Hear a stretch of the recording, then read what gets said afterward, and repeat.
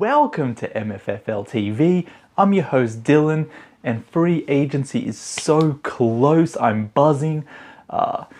Look, it's probably everyone's favorite time of the year, except if you're the lucky team that wins the championship. So close. Rumors are flying around everywhere. No one knows what's going to happen. Just a quick little roundup from what I've seen so far. I just read that the Dallas Mavericks believe Boban will re-sign, which is a huge plus. Everyone loves Boban. As well as that, Willie Cauley-Stein's team option was picked up, which does sort of go into what we're talking about today. So as you probably know by now, Josh Richardson was traded for a trade exception, plus Moses Brown. Now, with Moses Brown, I thought he was going to be sort of Willie Cauley-Stein's replacement. With Willie Cauley-Stein's option being picked up, I feel like one of them will go. Maybe Willie Cauley-Stein's part of a sign and trade, or Moses Brown. But let's take a look into Moses Brown and see what he brings to the Mavs. Moses Brown is fresh of averaging about 9 points a game, 9 rebounds, nearly 1 steal and a block per game. Had a really good defensive rating as well. He did get a lot of minutes on a bad Oklahoma team, so you don't know how his contribution would translate to the Mavs.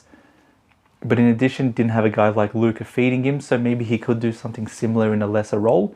From what I've seen so far, he does seem very raw, gambles a lot on defense, doesn't try to contest shots, always tries to go and block, gets caught out a lot.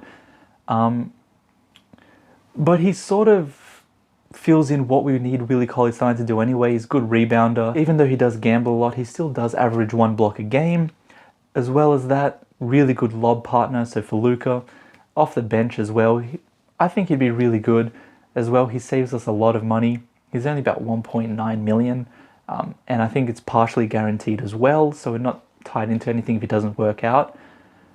Of the two, I'd want to take a chance on Moses. I feel like he's the cheaper option. We could probably use Willie Cauley-Stein another sign-and trade, as I said, bring in someone else. Moses is a young 7'2" center, really big wingspan, could really develop into something special. Or I think worst case scenario could be a really good backup center for a really long time. If he could come anything close to 9-9 as a backup center, you'd take that in a second. So we'll have to wait and see. There isn't much about him, but Al Horford really loves him. So, you know, Al's been around the game for a long time, says he's a really good locker room guy, good work ethic, good motor. So you can never really complain about that. Seems like he'll come in, do his role, not complain. And I think for his low salary, you got to sort of take it. However, that's not all the Mavs have done. They did sign 4 undrafted free agents. Now, do I think many of them will make the final roster? I'm not sure. I haven't really seen enough of them.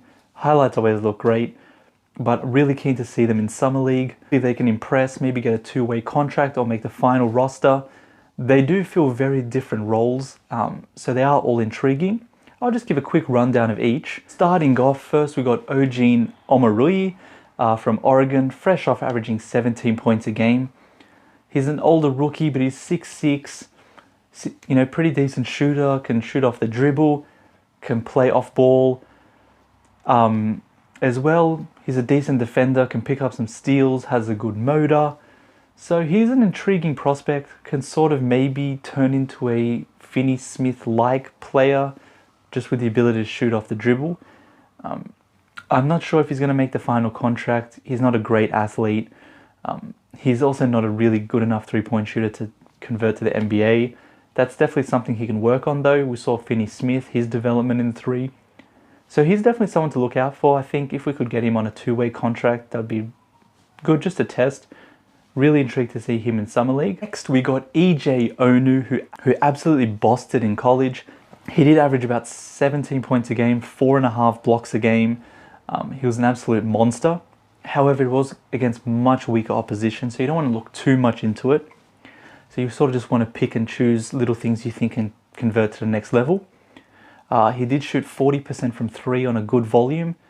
So if he can be a stretch 5, you know, also has the ability to block shots. If that can translate, I think he'd be a really good pickup long term. He does struggle against more physical, athletic big men, so that's hard to see how he's going to fit in right away. But, you know, he's very long. He's athletic, not too athletic, but, you know, He can definitely block shots, be a good pick and roll partner. I think if he can just work on that defense besides shot blocking, I think he could definitely be a good pickup. And, you know, could maybe compete with Moses Brown for that backup center.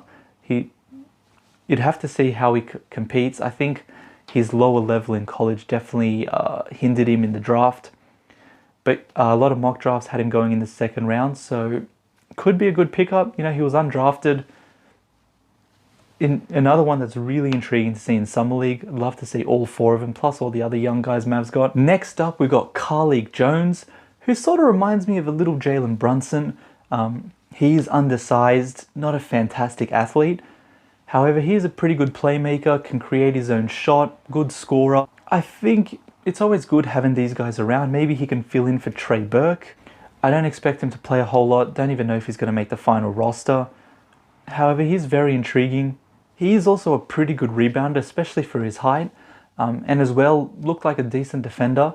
How that converts to the NBA level might be tough, but I think, you know, give him summer league, training camp. Hopefully in a few years he could maybe develop into something where he could be a really good rotation player. Based on what I've seen, I think he could definitely be that Jalen Brunson-esque backup point guard, come in, score, set the offense, run the offense, you know, hustle on defense. I think it could be, you know, a decent pick as well. With these players, there's not much risk to them. So sort of just hoping one of them develops into a gem. But moving on, we've got the last undrafted rookie that the Mavs picked up was Farron Hunt. Now, he reminds me a lot more of Finney Smith, say, as opposed to a Eugene who has, you know, some traits.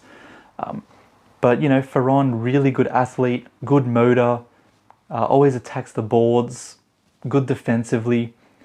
His one weakness, like Finney Smith early in his career, is shooting. However, like Finney Smith, if his shooting is something he can improve on, that'll be a fantastic pickup. He's very athletic, can really run the floor. So I think, you know, as a young player, it's a good person to take a chance on. Hopefully he turns into something. But that's what the Mavs have done so far. But as I said, so excited to see what happens. With getting rid of Josh Richardson, we do have a lot of cap. Looking like they might go after Lowry, DeRozan. So I'm excited as well. Did see the Heat picked up Goran Dragic's option. So I'm not sure if I see him coming here. Maybe in a 3-team deal. But that's one option I don't really see coming anymore, especially for 20 mil. However, I always love interacting with you guys. So please let me know what you think about the Mavs offseason so far, as well as some predictions or what you hope to see come in the coming days. As well, like and subscribe, it does really help out the channel, and I'll see you in the next video.